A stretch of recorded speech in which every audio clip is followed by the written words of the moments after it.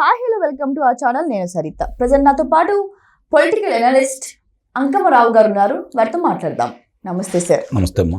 మన జరిగిన కేంద్ర క్యాబినెట్ లో మోదీ గారు ఒక స్పీచ్ ఇచ్చారు పవర్ఫుల్ గా. దాంట్లో ఏంటంటే చంద్రబాబు గారి గురించి, లోకేష్ గారి గురించి, అలాగే మన జనసేన అధినేత పవన్ కళ్యాణ్ గారి గురించి కూడా మంచి స్పీచ్ ఇచ్చడం జరిగింది. ప్రశంసల వర్షం కురిపించడం జరిగింది. మొన్న జరిగిన యోగాంధ్ర గురించి అసలు ఏంటి ఆ స్పీచ్, ఆ పవర్ఫుల్ ఏంటి, నెక్స్ట్ ఆ యోగాంధ్రలో జరిగిన ఏర్పాట్లు, ముఖ్య ఏర్పాట్లు ఎలా ఉన్నాయో మీ మాటల్లో. ముందుగా ప్రపంచంలో యోగా దినోత్సవాల సందర్భంగా, గిన్నిస్ బుక్ ఎక్కిన సందర్భంగా ముందుగా అలాంటి గొప్పగా గిన్నిస్ బుక్ ఎక్కిన దాని గురించి మాట్లాడుకునే అవకాశం లేకుండా పోవటం ఒక రకంగా దురదృష్టం. దాని గురించి మర్చిపోయి రకరకాలుగా ఈరోజు జగన్మోహన్ రెడ్డి గురించి మాట్లాడుకునే పరిస్థితి కల్పించాడు జగన్మోహన్ రెడ్డి. ఈరోజు ప్రధానమంత్రి గారు 11 సంవత్సరాల నుంచి యోగా దినోత్సవాలు అని చెప్పి పాటిస్తూ ఉన్నారు. ఇంతవరకు ఆయన ఎక్కడ కూడా ఇంతగా స్పందించింది లేదు, ఇంతగా తృప్తి పడింది లేదు. కారణం ఏంటంటే 3,50,000 మంది పైగా అక్కడ అందరినీ సమకూర్చి ఎలాంటి చిన్న సంఘటన కూడా జరగకుండా చక్కగా నిర్వహించేసి ప్రపంచంలో ఇంత గొప్ప యోగా దినోత్సవం ఎక్కడ జరగలేదని చెప్పని వాళ్ళ ద్వారా కూడా గిన్నిస్ బుక్ వరల్డ్లోకి ఎక్కడం అనేది నిజంగానే చాలా ఆనందపడ్డాడు మోడీ గారు. దీనికి సంబంధించి ఇక్కడ చంద్రబాబు నాయుడు గారి యొక్క సమర్థత ఏంటి, లోకేష్ యొక్క చొరవ ఏంటి, అలాగే పవన్ కళ్యాణ్ గారు, వీళ్ళు ముగ్గురు కూడా ఈరోజు పూనుకొని ఎంత బాగా చేయగలిగారు, ఎంతగా జనాన్ని ప్రతి ఒక్కరికి తెలియపరచగలిగితే కదా వాళ్ళందరూ వచ్చేది, ఎలా తీసుకురాగలిగారు అనేది ఇప్పటికే ఆయన ఆశ్చర్యపోతూనే ఉన్నాడు. అందుట్లో ఎలాంటి సందేహం కూడా ఏం లేదు.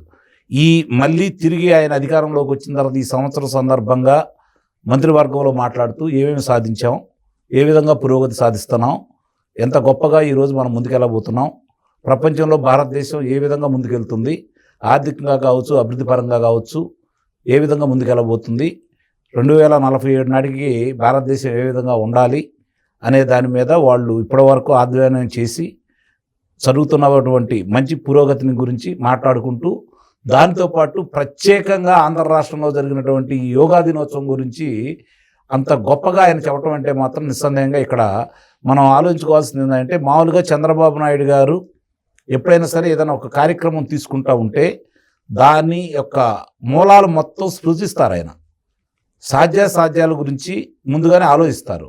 ఎక్కడన్నా ఏదన్నా అడ్డుపడుతుంది అని అనుకుంటే దాన్ని ఏ విధంగా తప్పించాలి, అవరోధాలు లేకుండా ఏ విధంగా ముందుకు తీసుకెళ్ళాలి, ప్రజలకు ఎలా తెలియపరచాలి, ప్రజల భాగస్వాములు చేస్తే తప్ప ఏది విజయవంతం కాదని త్రికరణ శుద్ధిగా నమ్మిన వ్యక్తి నారా చంద్రబాబు నాయుడు గారు. అట్లాగే ఈరోజు లోకేష్ బాబు గారు కూడా దీని గురించి ప్రతి చోట తన యొక్క అంటే పర్యవేక్షణ, ఎవరెవరిని ఎలా బాధ్యతలు అప్పచెప్పాలి, ఆ బాధ్యతలో వాళ్ళు ఏ విధంగా ముందుకెళ్తున్నారు, ఎంతవరకు ముందుకెళ్తున్నారు, ఏం జరుగుతుంది ఎప్పటికప్పుడు పర్యవేక్షణ చేస్తూ ముందుకెళ్లే విధానం, వీళ్ళిద్దరు తండ్రి కొడుకులు నిజంగానే వాళ్ళిద్దరి గురించి కూడా ప్రత్యేకంగా చెప్పడం కూడా జరిగింది అక్కడ ప్రధానమంత్రి గారు మంత్రివర్గ సమావేశంలో. అంటే ఇక్కడ మనం గమనించుకోవాల్సిన అంశం ఏంటంటే, చంద్రబాబు నాయుడు గారి గురించి ఇంత గొప్పగా దేశ విదేశాల గురించి చెప్పుకుంటా ఉంటే ఈ రాష్ట్రంలో ఆయన ఎవరితో పోరాడుతున్నాడు, ఏ విధంగా రాజకీయం చేస్తున్నాడు, ఎందుకు ఇన్నిసార్లు పరాజయం పాలవుతున్నాడని చెప్పి ఒకసారి ఆలోచించుకోవాల్సిన పరిస్థితి అయితే నిస్సందేహంగా ఉంది. ఇది తెలుగుదేశం పార్టీ ఓడిపోవడానికి తెలుగుదేశం పార్టీ తీసుకుంటున్నటువంటి నిర్ణయాల, తప్పిదాల, లేకపోతే ప్రజలు ఇంకేదైనా ఆశపడి వెళ్తున్నారు అంటే నిస్సందేహంగా కూడా ప్రజలు ఎక్కువగా ఆశపడి వెళ్తున్నారు అని అయితే నేను భావిస్తాను.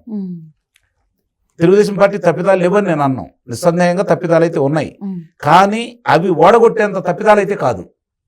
ఇప్పటివరకు జరిగిన ఎన్నికలు చూసుకుంటా ఉంటే 2004 కావచ్చు, 2009 కావచ్చు, 2019 కావచ్చు, 3 పర్యాయాలు కూడా చంద్రబాబు గారు ఓడిపోవడానికి చంద్రబాబు గారు పరిపాలనలో లోపాలైతే కాదు, నిస్సందేహంగా చెప్పగలను నేను. ఎందుకంటే 2004 ప్రపంచ పటంలో ఆంధ్రప్రదేశ్ అనేది ఒకటి ఉంది, హైదరాబాద్ అనేది ఒకటి ఉంది అని చెప్పని ప్రపంచ పటంలో నిలిపి ఎక్కడెక్కడో ఈరోజు కూడా ఒక అమెరికా అధ్యక్షుడిని ఒక ముఖ్యమంత్రి తీసుకొచ్చింది లేదు ఎక్కడ గమనించుకోండి. ఆ రోజు చంద్రబాబు నాయుడు గారు తీసుకురాగలిగారు, బిల్ గేట్స్ గారిని తీసుకురాగలిగాడు, ఈ పరిశ్రమను తీసుకురాగలిగాడు. మరి ఇవన్నీ కూడా ఈరోజు ఆదాయ మార్గాలు పెరగడానికి, మన యొక్క భూముల విలువలు పెరగడానికి ఇవన్నీ కూడా దోహదం అవుతా ఉన్నాయి. కొన్ని లక్షల మంది ఈరోజు దేశ విదేశాల్లో మరి ఉన్నత ఉద్యోగాలు చేస్తూ, నాకు తెలిసినంత వరకు కొన్ని లక్షల మంది 5 లక్షల కంటే అదనంగా ప్రతి నెల సంపాదిస్తున్న వాళ్ళు కొన్ని లక్షల మంది ఉన్నారు. 2 తెలుగు రాష్ట్రాలకు సంబంధించినటువంటి యువతి యువకులు. మరి ఇవన్నీ కూడా చంద్రబాబు నాయుడు గారు చేసినటువంటి కార్యక్రమాల వల్లే కదా సాధ్యమైంది. అవును. మరి ఇంతమంది లబ్ధి పొంది ఈ విధంగా అభివృద్ధి చెందిన తర్వాత కూడా ఎందుకు తెలుగుదేశం పార్టీ ఎన్నికల్లో ఓడిపోయింది అంటే తాత్కాలికమైన ఆలోచనలో, అంటే కింద స్థాయి వాళ్ళకి వాళ్ళ కాళ్ళ మీద వాళ్ళు నిలబడి ఆత్మాభిమానంతో బ్రతికే అవకాశాన్ని కలగజేసే విషయంలో ప్రభుత్వాలు విఫలమవుతున్నందువల్ల అలాంటి అవకాశాలు కలగజేయబోయే చంద్రబాబు నాయుడు గారిని ఉచితాలకు అలవాటు పడ్డ వ్యక్తులు దాన్ని ఆస్వాదించకపోవడం వల్ల జరుగుతున్నటువంటి కార్యక్రమాలు అయితే మాత్రం నేను నిస్సందేహంగా చెప్పగలను. ఈ రోజు కూడా చంద్రబాబు నాయుడు గారు అంటేనో తెలుగుదేశం పార్టీ అంటేనో అభిమానం ఉన్నవాళ్ళు 20-25% మంది ఇంకా ఓటింగ్ రావట్లేదు. ఇది గమనించుకోవాలి. ఇదే నిస్సందేహంగా తెలుగుదేశం పార్టీకి శాపం కూడా.